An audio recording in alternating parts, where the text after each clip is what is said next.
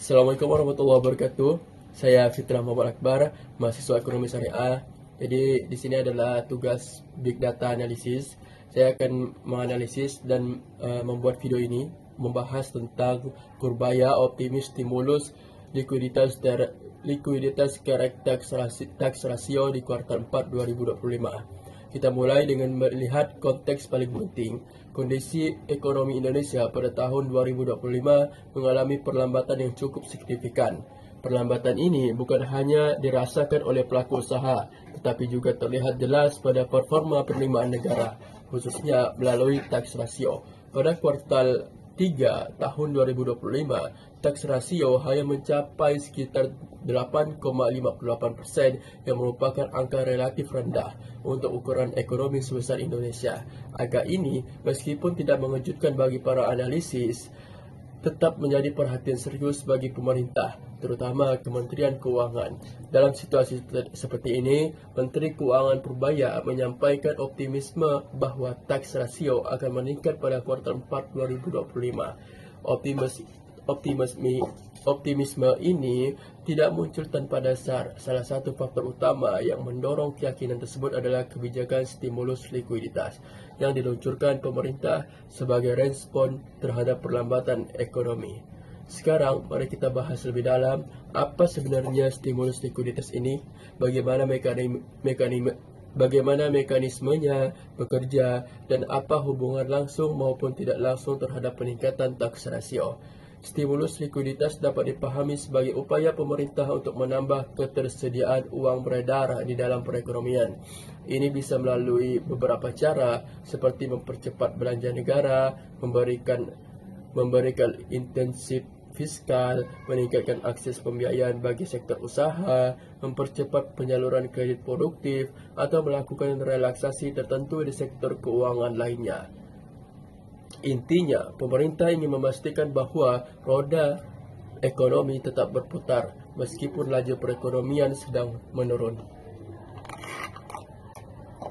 Disinilah konsep pentingnya ketika likuiditas meningkat dan uang lebih mudah mengalir ke sektor real, dunia usaha bisa kembali bergerak. Aktivitas ekonomi meningkat, permintaan konsumsi naik, produksi ikut naik, dan pada akhirnya transaksi ekonomi yang meningkat akan mendorong penerimaan pajak naik secara otomatis. Tax rasio adalah cerminan dari seberapa besar pendapatan negara dari pajak dibandingkan produk domestik bruto. Jadi, ketika GDP bergerak naik melalui stimulus likuiditas, idealnya tax rasio juga akan ikut terdorong naik. Namun, hubungan ini tidak sesederhana kasih stimulus ekonomi bergerak pajak naik. Ada proses berlapis yang perlu dipahami, dan disinilah letak pentingnya analisis kebijakan ini. Pertama, mari kita lihat transmission channel atau jalur transmisi dari stimulus likuiditas tersebut. Ada 3 jalur utama yang dapat diuraikan. Jalur pertama adalah jalur konsumsi. Ketika likuiditas meningkat dan masyarakat merasa lebih aman secara finansial,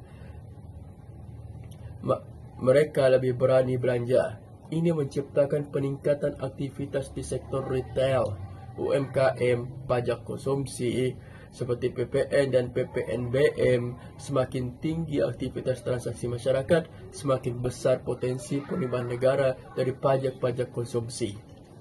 Jalur kedua adalah jalur produksi yang memengaruhi pelaku usaha. Ketika kredit lebih mudah diakses, bunga lebih stabil, dan uang beredar lebih lancar, sektor usaha memiliki kemampuan lebih besar untuk meningkatkan kapasitas produksi. Kenaikan produksi ini akan berdampak pada peningkatan pendapatan perusahaan. Dan dari sini muncul potensi kenaikan PPH, badan serta pajak-pajak lain yang terkait dengan kegiatan usaha. Dengan kata lain, stimulus likuiditas tidak hanya mendorong konsumsi, tetapi juga mendorong peningkatan aktivitas profitabilitas dunia usaha. Jalur ketiga adalah jalur perdagangan dan investasi. Ketika likuiditas meningkat, sebagian pelaku usaha dan investor akan memanfaatkan situasi ini untuk mempercepat ekspansi, membeli peralatan baru, memperluas jaringan, atau meningkatkan aktivitas impor bahan baku. Dari sini, negara memperoleh pendapatan berupa bea masuk, PPN impor, dan kemungkinan peningkatan pajak dari pelaku usaha yang lebih ekspansif. Dan ketika investasi meningkat, lapangan kerja pun tercipta.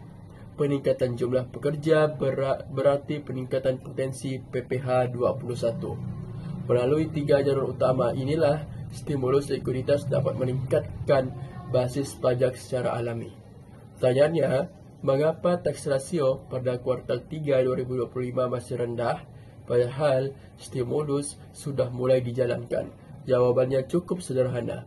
Stimulus fiskal dan likuiditas memiliki efek lagging atau tertunda. Ekonomi tidak langsung merespon dalam hitungan hari atau minggu. Biasanya butuh beberapa bulan sampai dampak kebijakan benar-benar terasa dan dalam indikator ekonomi.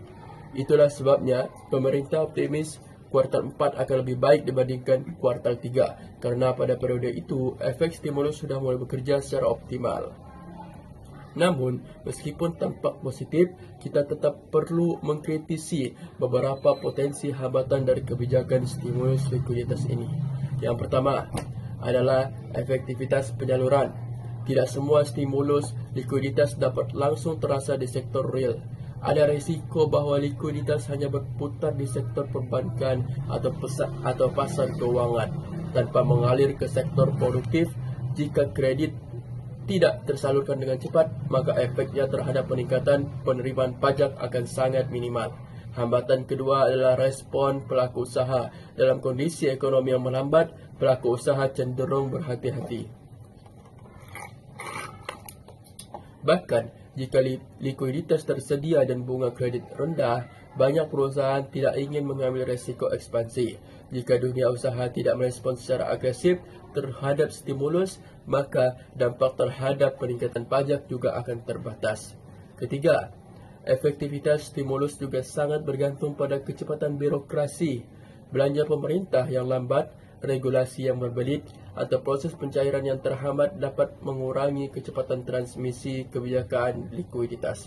Di beberapa sektor, ini adalah masalah klasik yang sering ditemukan pada kuartal-kuartal pertama dan ketiga setiap tahun.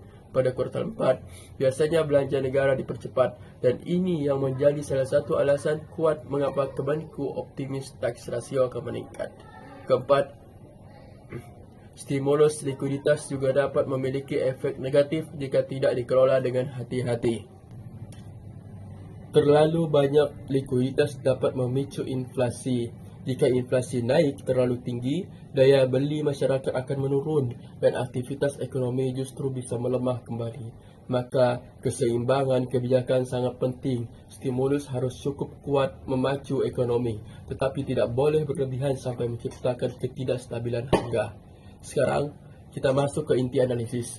Apakah optimisme purbaya realistis? Jika kita melihat data historis, pada kuartal 4 sering menjadi kuartal dengan performa pajak terbaik dalam satu tahun. Penyebabnya antara lain: 1. Belanja pemerintah meningkat drastis menjelang akhir tahun. Kedua, perusahaan sering melakukan penyesuaian dan pelaporan akhir tahun yang meningkatkan penerimaan PPH. Ketiga, konsumsi masyarakat meningkat menjelang liburan akhir tahun. Dengan ditambah stimulus likuiditas, peluang peningkatan tax rasio memang cukup besar. Namun, tetap ada resiko-resiko eksternal yang harus diperhatikan. Global ekonomi pada 2025 masih menghadapi tekanan, ketidakpastian harga komoditas, perlambatan ekonomi di beberapa negara besar, dan volatilitas pada pasar keuangan global. Semua ini dapat menghambat efek positif dari stimulus domestik. Selain itu, perlambatan ekonomi pada kuartal 3 menunjukkan bahwa basis pajak kita masih bergantung pada sektor-sektor tertentu yang rentan. Untuk benar-benar meningkatkan tax rasio dalam jangka panjang, Indonesia membutuhkan reformasi pajak yang lebih struktural seperti perluasan basis pajak, digitalisasi sistem perpajakan, dan peningkatan kepatuhan wajib pajak. Namun, dalam konteks jangka pendek, khususnya pada kuartal 4 2025, kebijakan stimulus likuiditas ini memang dapat menjadi solusi taktis. Kebijakan ini tidak menyelesaikan semua masalah, tetapi bisa menahan penurunan dan mendorong pemulihan bertahap. Jadi, optimisme purbaya dapat dinilai cukup rasional selama beberapa syarat terpenuhi. Yang pertama, penyaluran stimulus berjalan efektif dan cepat. Yang kedua, dunia usaha merespon dengan meningkatkan produksi dan aktivitas ekonomi. Yang ketiga, konsumsi masyarakat kembali bergerak. Yang keempat, stabilitas harga tetap terjaga sehingga stimulus tidak memicu inflasi berlebihan. Dengan terpenuhinya kondisi-kondisi tersebut, peluang peningkatan tax rasio pada kuartal 4 sangat besar. Pada akhirnya, stimulus likuiditas adalah bentuk kebijakan countercyclical yang sejalan dengan praktik internasional. Ketika ekonomi melambat, pemerintah harus mendorong pengeluaran dan memberikan ruang likuiditas agar sektor real tetap bergerak. Tanpa kebijakan seperti ini, pelambatan bisa memburuk dan menurunkan pendapatan negara secara drastis. Analisis ini membawa kita pada kesimpulan bahwa kebijakan ini memiliki potensi positif yang cukup kuat dalam jangka pendek. Namun untuk jangka panjang, Indonesia tetap membutuhkan strategi fiskal dan perpajakan yang lebih komprehensif agar tax rasio tidak hanya naik sementara, tetapi bisa terus meningkat secara berkelanjutan. Sekian dari saya. Barakallahu fikum. Wassalamualaikum warahmatullahi wabarakatuh.